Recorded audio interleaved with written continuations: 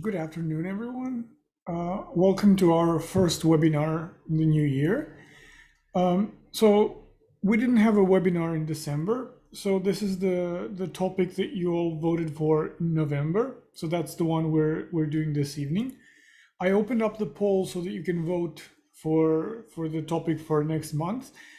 And if you have some ideas for webinar topics that are not on the list, just type them in the Q&A. As we go along, you can also ask any questions that you have in the Q&A, and then I will get to them in the end. Our topic for this evening is a simple one for a change, without a lot of theorizing and psychologizing. So we will be talking about breathing and grounding exercises for skin picking. So I will now briefly just explain sort of what ground we'll cover, and then we'll get started. So first, as always, we have to define what we're dealing with. So we'll talk in general about what breathing and grounding exercises are, then why they would be useful for skin picking, what is it you can expect from these types of exercises. We'll then specifically address several breathing exercises and then try out one together. And then we'll talk about grounding exercises, and I will list at least a dozen of them that you can try. And then we will try one together. And then after that, I will tell you, I guess you can say roughly my recommendations, not based on any systematic research, just based on what my clients tell me and generally my clinical experience. Which type of techniques could help you and in what situation. So you can then try out for yourself, and I'll tell you how to implement them. And then, as always, we will end with the Q&A. You can already start asking questions if you have any specific ones. And then as I go through the webinar, and I hope to be really quick and efficient this evening, you can ask if you need me to expand on any specific detail. And then, if I can, I will. So let's start by defining breathing exercises. So overall, these exercises are meant to produce relaxation. So that is their primary goal. And it's obviously done through the manipulation of the breath, which kind of, goes with the name. What they usually do is that they correct dysfunctional breathing patterns. Before I proceed to anything else, let me explain what I mean here. When we are anxious, for example, our breathing tends to be faster and more shallow. It's a kind of weird response of our organism to sort of what's happening in our bodies. As you breathe quickly, so when you inhale and exhale quickly, your breathing becomes more shallow. And when it becomes more shallow, that means that less air comes in. So mainly what stays in your lungs is a kind of, let's say, stale air. It means that it has a lot of CO2, carbon dioxide, right? And this then obviously reflects on the rest of your body, because a good balance between oxygen and carbon dioxide is necessary for you to function properly. It has to do with how your heart beats, it has to do with your blood pressure. So without going into physiology, but it affects your entire body, including the circulation in your brain. So essentially, when you become anxious, just because your breathing changes, it sets off a sequence of changes within your body that make anxiety even worse. And then the logic behind breathing exercises is that if you correct the way you breathe, then you stop those changes and restore proper balance to your body. What actually happens with breathing exercises is that you allow more fresh air to enter your lungs and to stay there for a little longer, allowing for your body to perform the gas exchange between sort of to release all the CO2 that's accumulated in your blood and to get the oxygen it needs. And then that leads to altered heart rate, blood pressure, and so on.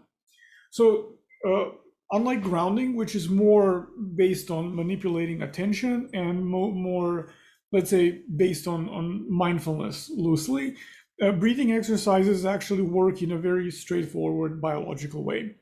If you want, you can just go to, I don't know, like PubMed or Google Scholar, and you'll find a number of studies that connect CO2, so carbon dioxide, with anxiety and even panic attacks. So there aren't too many studies that specifically test breathing exercises, although there are quite a few. But so the relationship between oxygen and carbon dioxide and their balance you can find in many, many studies. So there's quite a lot of literature on the topic. So we know that they work. They are quite useful in alleviating anxiety, even when it's tense. So technically, you can stop a panic attack using breathing exercises. I will expand more on that later. So for now, I guess the main thing to remember is that breathing exercises are meant to correct dysfunctional breathing patterns and then cause relaxation in that way. On the other hand, grounding exercises are designed to anchor us in the present moment. So this is why I said that loosely they resemble mindfulness, even though they're technically not mindfulness, right? And when we're anchored in the present moment, and most often we ground ourselves in different senses, we'll talk about that a little more. And when we do that, we actually pull ourselves away from where we were anchored in previously. So if you feel the urge to pick, or you're anxious or sad or experiencing anything intense, by grounding yourself in something, whatever technique you choose, you're actually creating a little bit of breathing space between you and the intensity of the urge. And this is how these exercises help. So basically, they work by manipulating attention so that we direct ourselves to a specific aspect of our present moment experience. And they tend to be very helpful for those situations where you're overwhelmed or when you're continuously under a degree of stress. I will tell you in the end a little bit more specifically how to implement these for skin picking. This is just for you to understand what is it that we will be talking about. So whereas grounding works more with our minds, let's say, because it manipulates awareness and attention, breathing exercises work more with the body because they literally affect your metabolism. So they affect your blood, your circulation, heart rate, and so on. This also means that even though they produce a similar effect, that because they work in different ways, they are appropriate perhaps more or less in certain situations that you may face. So from both of these types of techniques, you can expect to be more relaxed. This is my personal opinion, and I guess my personal experience with both of these, because I quite like them and I use them very often just on my own. For example, I will use breathing exercises as an introduction to mindfulness if I'm having a very stressful day and then my mind goes crazy and just races everywhere, or I will use grounding. So I will use them almost daily. And in my experience, breathing exercises tend to produce a more intense relaxation response, and whereas grounding exercises are kind of milder and more and gentler. Although this may not be the case for you. I mean, ultimately, you're the ones who need to try them out and then see the effect that they have for you. This is just my overall impression of them. Grounding allows you more to find a sense of safety, and then sort of very gently pulls you away from whatever it is that you're experiencing. And whereas breathing exercises are really more physical, so they have very little to do with what you're focused on. You can do a breathing exercise while you talk to people and still get the relaxation response, whereas grounding requires a little more attention and focus from you. So when we're particularly agitated, sometimes it's very difficult to actually get full control of your concentration because your mind goes everywhere, and it's really difficult to do grounding in some of these situations. So this is where breathing exercises would work better. And then grounding really invites us to be more mindful. You can use breathing exercises to just focus on what it is that you're doing and so do them in a mindful way. But as I said, in general, you really don't have to pay much attention to what you're doing. They usually have to do with counting your breath and doing a breathing with a specific pattern. So technically, you could be doing one now and following what I'm saying. You could be doing a breathing exercise and, I don't know, like lecturing or whatever, because you always have to breathe. So in that sense, you don't need specifically to focus on them. They have that additional layer of flexibility. When it comes to breathing exercises, these are some sort of general rules. First, we emphasize diaphragmatic breathing, and then use that as a starting point, and then create different variants. What does this mean? So this is just a fancy medical way of saying belly breathing. Diaphragmatic breathing is useful because it extends our lung capacity. So it also, I don't know, so for example, if you stand up now and try to inhale, but make sure that your belly is rising, that means that you're breathing from the lower part of your lungs, from your diaphragm. And because your lungs are roughly shaped like a pyramid, there's much more capacity to retain air in the lower parts of your lungs, which is why when you breathe through your belly, you tend to bring in a lot more air and therefore a lot more oxygen. This is why every breathing exercise focuses on this. Overall, just breathing through your belly is a breathing exercise, a very simple one, a very basic one, nonetheless a good breathing exercise. It's quite easy to do. You can do it right now. Just put one of your hands on your belly and make sure to follow your hand as it kind of rises or goes forward, and then as it comes back.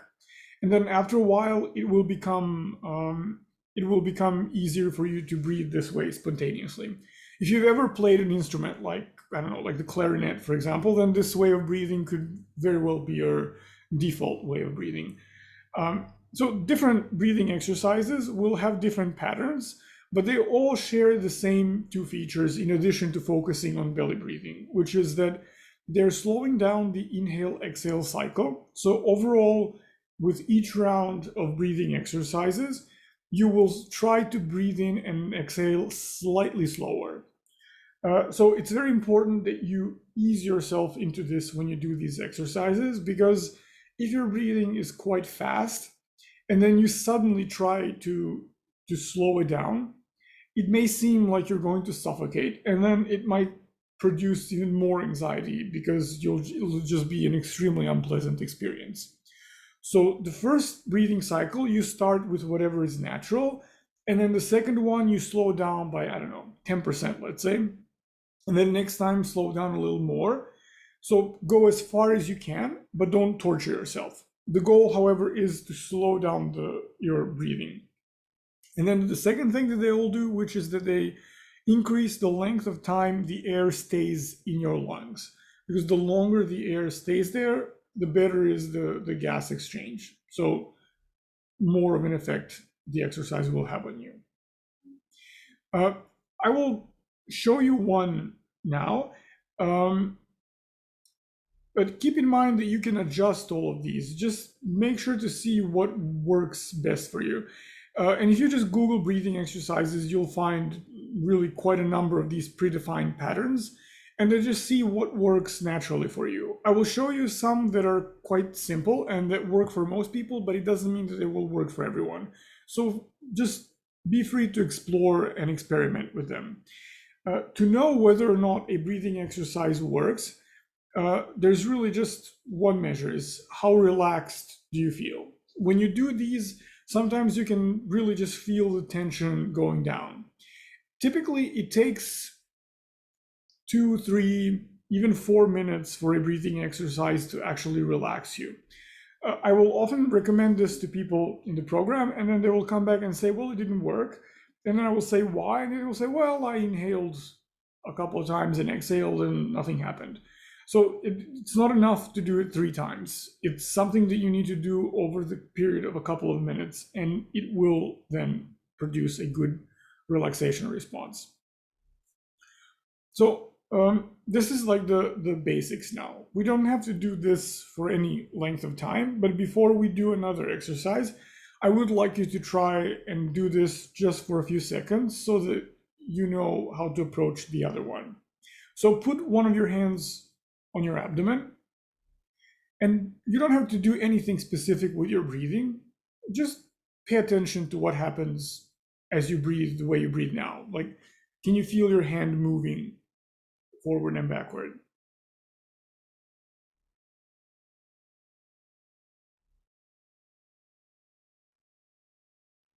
You can move your hand a little bit up and down just to find a place where you can feel the breathing.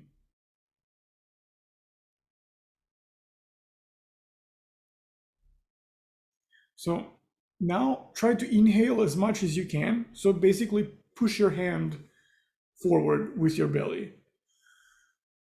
And then hold for a second. And then just slowly exhale.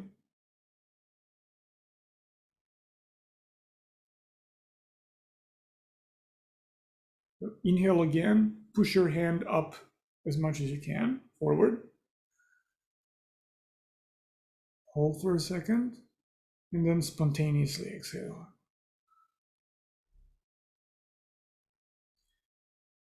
Do that a few more times. And make sure that you don't force the speed when you exhale. Just allow your body to exhale as slowly or as quickly as it wants. Inhale as much as you can, hold for a second, and then release.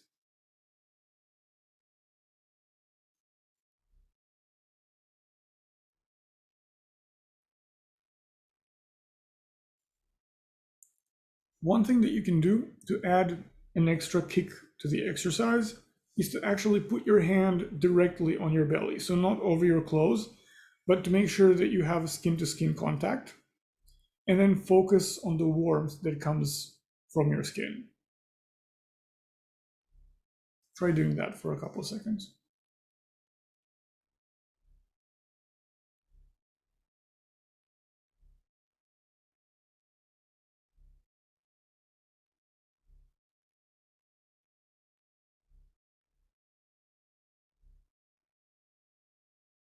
Okay. If you have any questions, so this wasn't meant to be like a full-blown exercise for now. I just wanted to make sure that you understand the principle and to try it out right now. If you have any questions about this, or if you have any difficulties, now would be the time to ask the question. And then we can try box breathing together. The reason why I chose this one out of all the breathing exercises is because it's really very simple to learn. All you need to remember is number 4, and you've learned an entire exercise.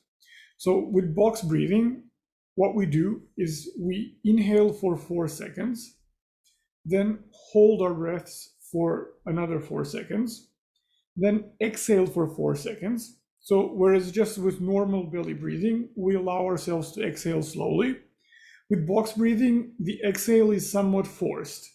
So you exhale while counting to 4. So you have to time it well. And then once you exhale, you hold for another 4 seconds and then repeat the cycle. So basically, inhale 4 seconds, hold for 4, exhale for 4 seconds, and then hold again. So this is what we're going to try now. Let me just turn on the timer so that we can actually do this one for a couple of minutes so that you can see the effects that it has. Just give me a second. Okay, let's start. So if possible, put your feet, both of your feet on the ground and straighten your back. This is always a good place to start with breathing exercises because you're allowing yourself to breathe in more deeply this way than when you're slouching, right? So let's go. Inhale as I count to 4. 1, 2, 3, 4. Now hold.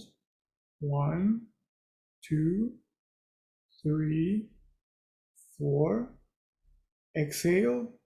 1, 2, 3, 4. And hold. 1, 2, 3, 4. So we're going to repeat slowly. Inhale. 1, 2, 3, 4. Hold. 1, 2, 3, 4.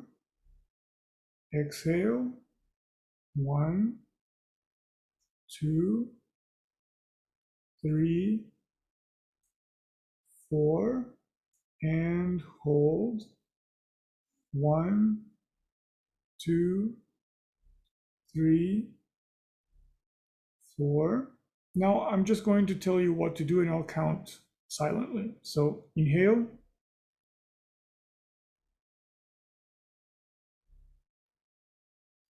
Hold.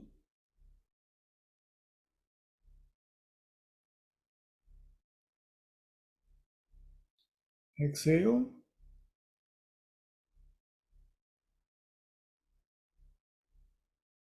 Hold.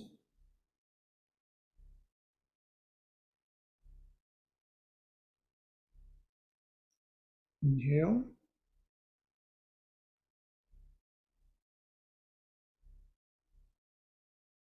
Hold.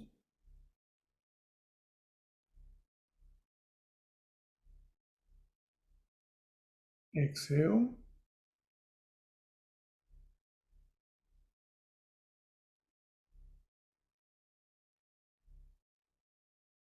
Hold. And one more time. Inhale slowly.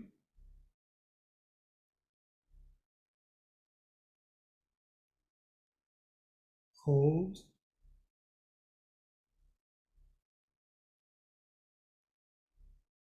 Exhale.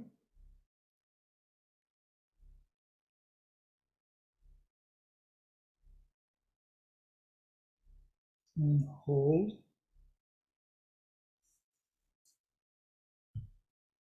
Okay, now continue breathing regularly. So we've been doing it now for 2.5 minutes. Normally, if this wasn't a webinar where I'm just supposed to demonstrate how it works, I would probably do it 1 or even 2 minutes more. Pay attention now after you've done the exercise to your shoulders, chest, abdomen, because this is usually where a lot of our stress and anxiety is accumulated.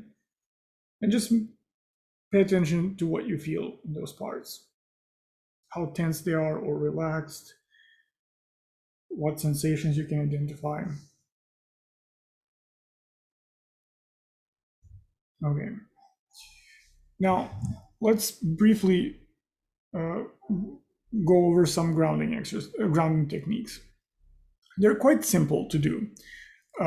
Sometimes deceptively simple. They might seem, in fact, too simple to actually be efficient, but they are. So one simple example would be to take an object in your hand and then gently touch it and focus on the sensations of the object. So it can be anything. Like I have an infinity cube here, so you can use that.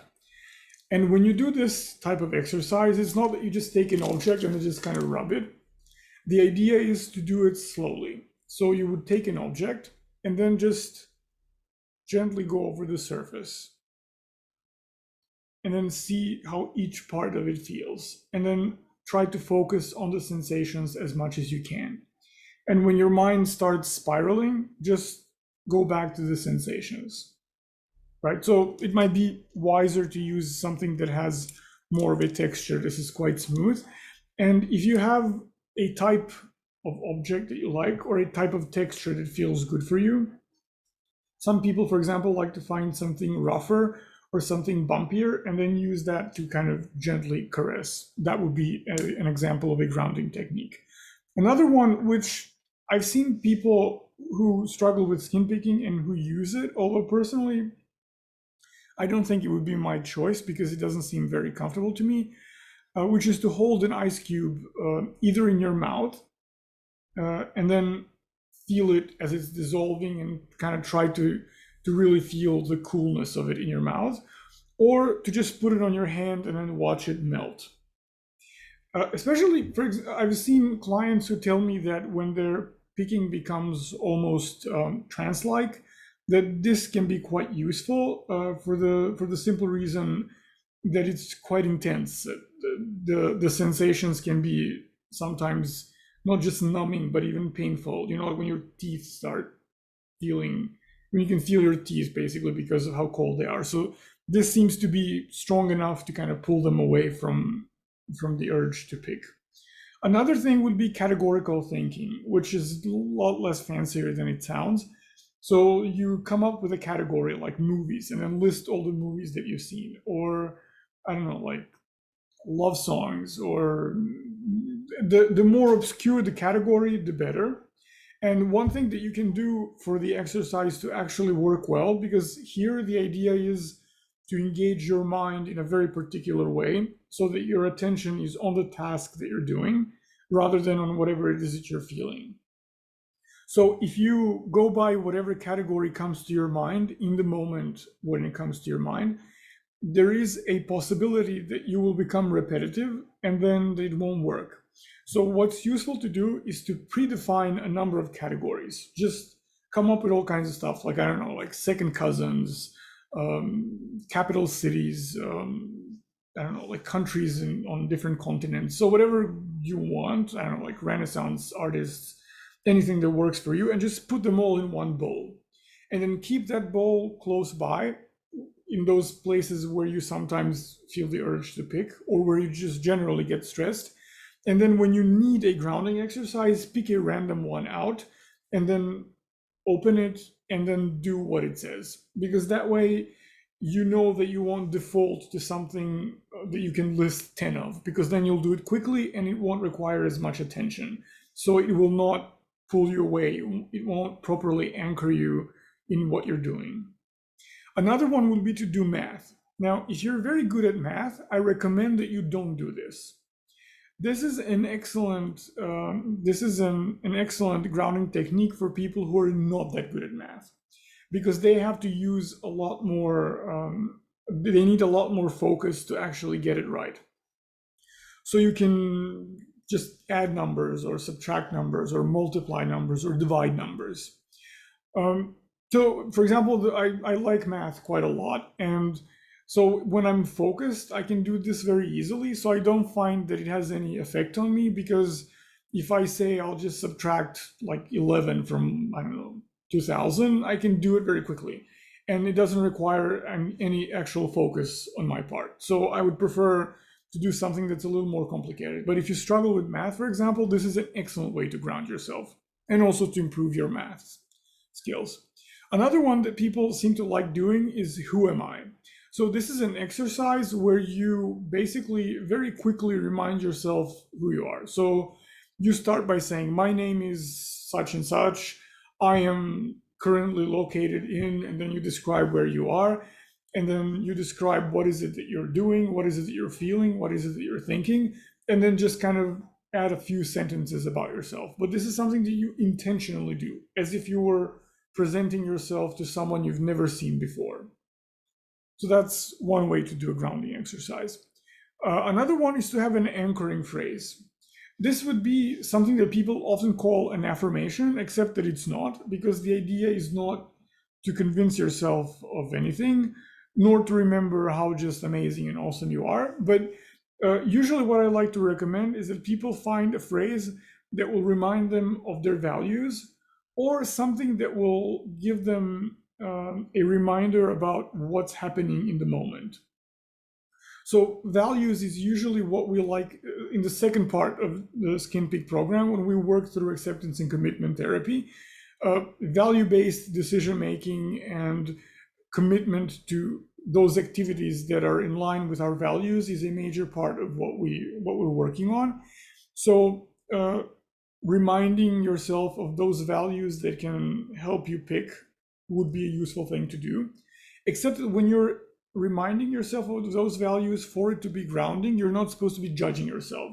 So the idea is not to say you're about to break this rule, because that's just stressful. What's much better and what works better is to find something that's proactive, that will move you towards your value. Another thing is, if you ever practiced mindfulness or just have any kind of idea about how your thoughts or feelings work, that would be a good place to remind yourself. So, for example, because I like mindfulness, and because if you've been to any of my webinars, you know how much I like constructivist psychology, I will just remind myself in those intense situations about that what's happening to me is just an experience that is happening to me, but it is not who I am. For example, this really helps me. Or if I just need something really quickly, I will just look at my experience and say, what a lovely bunch of constructs. And this may not work for most of you, but for me, it actually works very well because that word is very well defined and kind of ingrained in my thinking. And it actually does remind me that whatever it is that I'm feeling, the action that this leads me towards is something that I interpret. That a sensation that I'm feeling is something that I'm deciphering. And I can decipher it as being a signal to yell at someone or to avoid a situation, or I can decipher it as just this experience that will make me stronger, for example, or in whatever different ways. So an anchoring phrase can be quite helpful as long as it gives you a path forward. And as long as you say it in a way that's not aggressive, that contains no shoulds or musts or oughts or any of these commandments, it is a reminder, it's not an order to yourself. So you always have to remember to be, if not compassionate, and at least polite to yourself. Some other grounding exercises that you can try. So you can try stamping your feet on the ground. This may sound silly, but it's actually quite a good exercise, especially when you're tense, because just the act of doing that gets some of that nervous energy out. And then as you pay attention to the sensations that you're feeling, that is the grounding part. Another thing is just to kind of press your feet firmly on the floor and then focus on how that feels. You can clap or rub your hands together. Another thing you can do is just press your palms together really strongly, as strong as you can, and then focus on the pressure that generates in between. You can stretch if your environment and the situation you're in allow for it. That also seems to be a good grounding exercise. And then as you stretch, you intentionally focus on your muscles and what sensations you can feel in them. You can sing your favorite song. Now, I have a lot of songs that I like, but when you hear me singing, it may be grounding for me, but it is most certainly not grounding to anyone around me. So be careful with that one. But for example, one thing that I can do is just hum it or just kind of play it in my head. Because if for example, I've noticed over time that it's not the content of the song that I care about when we talk about grounding, it's the rhythm of the song that counts for me. So there are some songs that have this neither slow nor fast rhythm, which seems to be really useful because when my brain goes into overdrive and when I start thinking a lot, it's not very useful for me to hum a slow song because it feels kind of forced. But when the song is kind of this strange in-between rhythm, it seems to sync up my thoughts. It's very hard to describe the experience, but I would suggest that you give it a try and then see. Another one that's more maybe socially acceptable if you need it in public is to just take 5 slow, deep breaths and then focus on the air coming in and going out through your nostrils. That's a rather simple one. It's almost like mindfulness, except that when you're actually practicing mindfulness, you're not controlling your experience, you're just observing it, and here you're doing it intentionally and on purpose.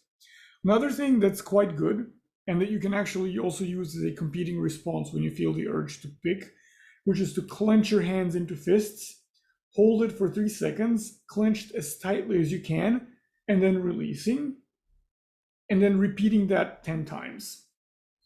I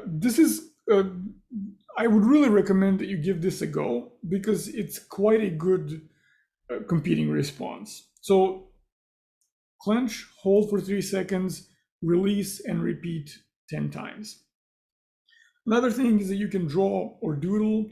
It doesn't have to be anything meaningful. It's just usually enough to just take a pen and then just do whatever you can, just kind of make whatever lines you can as fast as you can on a piece of paper. This also seems to be very useful. And as you're doing that, you're focusing on what your hand is feeling. So what is it like to hold the pen, move it around, like what's the resistance of the paper, the texture, all of that. So the emphasis is always on the sensory experience. Let's do one now, which is called 5, 4, 3, 2, 1. It's slightly more complex than the techniques I've shown you before. So this is why I wanted to do it together. It's not terribly complicated, but it does require you to remember certain steps. So usually before I do a grounding exercise such as this one, what I will do is a very brief breathing exercise. One that's very simple to remember is 3 times 3. You inhale, hold your breath for 3 seconds, exhale, and repeat 3 times. So hold for 3 seconds, repeat 3 times. Quite simple. So let's do that one together. So again, put your feet firmly on the ground, kind of straighten your back. They don't have to, or shouldn't be rigid, rather, just kind of straighten them up to feel comfortable. And then inhale deeply. Hold 1, 2, 3, and exhale. You exhale spontaneously. One more time. Inhale deeply. Hold until I count to 3. 1, 2, 3, and exhale. And one more time. Inhale as much as you can. Push your hand if you're holding it on your belly as much as you can. And hold. 1, 2, 3, and exhale. So now slightly move away from the monitor or the phone or whatever it is that you're looking at, and then just allow your eyes to just wander around. Just kind of slowly move your hand left and right, and name the first 5 objects around you that jump at you. So just name them. So for example, I see a painting here, a mug, phone charger. So just do it slowly.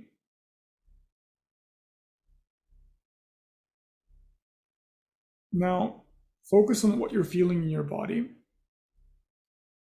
and name 4 strongest sensations that you can feel right now.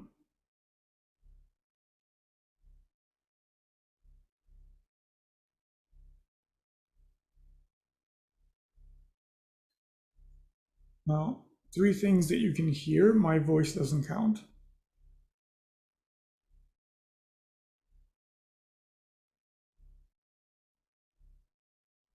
Two different scents. So see what you're smelling right now.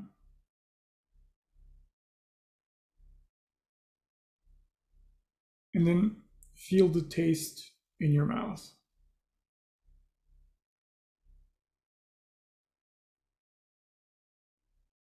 Okay, so that would be the procedure.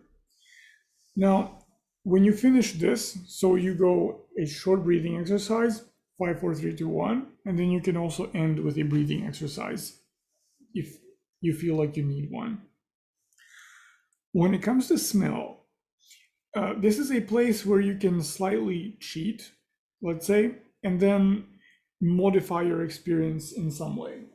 So, for example, I don't have anything around me here, but if you have a perfume that you like, you can keep it close to you and then smell it. If there are some, I don't know, like particular aromas or scents that calm you, you can use those as well. I ran through them rather quickly now just to show you like and tell you what the procedure is. But when you're doing it, make sure that you do it slowly. And as you progress with each category, there's sometimes a tendency for people, if there's like the lower the number, the faster you go through them. It should actually be the other way around. So take your time, and you don't, like when you're looking or feeling or hearing, you don't have to choose a particular aspect. Instead, kind of stay with that sense. If you're, I don't know, 5 things that you see, allow just your eyes to move around. So you don't have to look for 5 objects, wait until they jump at you.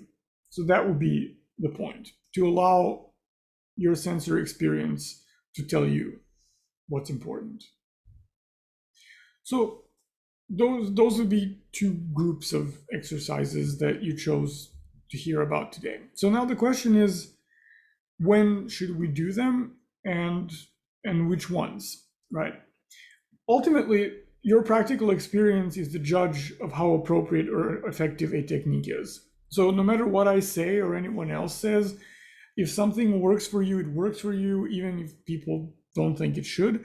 And if it doesn't work for you, well, it doesn't work for you, right? So that means that you have to try using a technique before you can judge whether it's effective or not, no matter what I said. One important thing here is don't judge a technique by just trying it once or twice. Especially when it comes to these groups. This goes for anything you will learn in our program, but specifically for these two types of exercises, because they tend to be more effective the more you use them. And also, I listed there at least 10 or more grounding exercises. Not each one will work for you. So give them a chance for a couple of days, use them often, use them systematically, make sure to apply them correctly, and then see whether or not they work. Especially when it comes to grounding, because they seem simpler perhaps, but they're much more difficult, especially if you tend to get into your head a lot. We sometimes have this natural tendency to go towards thoughts, and these exercises take us in the completely opposite direction. So it takes a little getting used to them. So your experience should be the judge of effectiveness. Just make sure not to judge prematurely. That's all I'm saying. So, and then I'll give you just very specific recommendations now. So let's assume here and generalize just a little bit that the urge can arise very quickly, can be sudden, just snap and you feel the urge to pick. And then for other people, it's a more, or at least a different type of experience would be for the urge to slowly increase and then culminate at this point where you cannot resist it anymore. Most people, I guess, have both of these patterns, but different patterns will require a different type of exercises. So when the urge arises slowly and then becomes stronger over time, grounding can be an excellent way to actually to kind of flatten the curve. That's a term that after 2 years of COVID, we all know. So this, for example, is very useful if you have a stressful job, or if you just have a very hectic life and then you don't pick during the day, but once you do everything that you had to do for that day, then you start picking. This would be, for example, grounding would be excellent. So in that case, you wouldn't use grounding in that moment when the urge becomes overwhelming. I see that a lot of you are raising your hands now, so just ask the question in the Q&A, and in about 2 minutes, I will go over the questions and answer them. So grounding is appropriate in those early stages. So before the urge starts intensifying quickly. So if you use it, let's say, strategically throughout the day, what you actually do is you release some of the pressure, pull away from the stress, and then the urge doesn't really have to culminate as strongly as it would without it. So because grounding is gentle, it's really very appropriate for those early stages, or when it takes a long time for the urge to become strong. When the urge to pick is extremely intense, it's very difficult to do a grounding exercise. Like when you feel like your head is about to explode, no one has time to observe their surroundings and list 5 things that jump at them. So in that sense, you can try. Maybe grounding techniques will work for you, but in my experience, grounding is good for those slow starting urges, right? Because it can diffuse the tension early on. In fact, in a way, if you implement a kind of grounding in those risky situations, you can consider that as a form of stimulus control.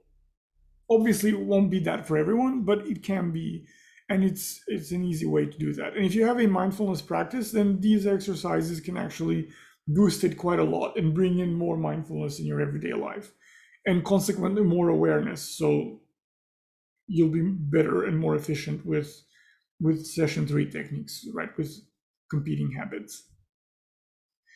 On the other hand, when the urge is acute, so when it arises quickly and strongly, breathing exercises are usually a better choice because their relaxation effect seems to be more pronounced. Grounding might make you feel safer, more present, but breathing exercises will just relax your muscles because they will literally change circulation patterns. So and they change, like sort of the biochemical parameters in your blood. So in that sense, they have a more physical effect.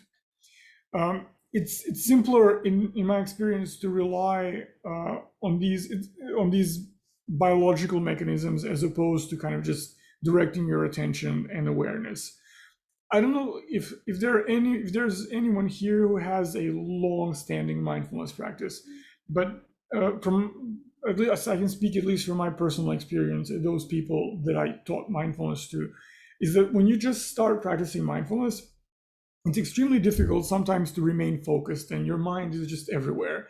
And this is exactly what happens when we're extremely anxious. Just our thoughts fly, there's all kinds of stuff going on in our bodies, and it's very difficult to just take your focus and then put it on one thing. So in that sense, when you're acutely anxious or you're having a panic attack or the urge is overwhelming, grounding isn't very likely to be helpful. A breathing exercise can be thought of as a very flexible competing response for those of you who are around session 3 or after. The reason why I say that is because it can reduce the intensity of the urge after a few minutes, and then also because it's applicable in all kinds of situations. No one can see that you're breathing with a different pattern. When you practice them over time, they will become kind of seamless for you. So they're very, very flexible responses in that sense because they can be used anywhere, right? And if you wish to combine the two, breathing and grounding, which you can, and it's actually quite a good combination because that will stabilize your mind as well as relax and release tension. In that case, first you use the breathing exercise and then you use grounding. The reason for this is precisely what I said about attention and these intense situations. So breathing will release some of the tension and kind of calm you a little bit, and then you will be able to use your focus productively and put it on whatever grounding exercise you want to work with. So when you combine them, first the breathing and then grounding. So this is everything that I had for you this evening. As I said, this was meant to be a very clear and straightforward webinar. Before we go to the Q&A, I will close the poll so that we see what topic you selected for next month.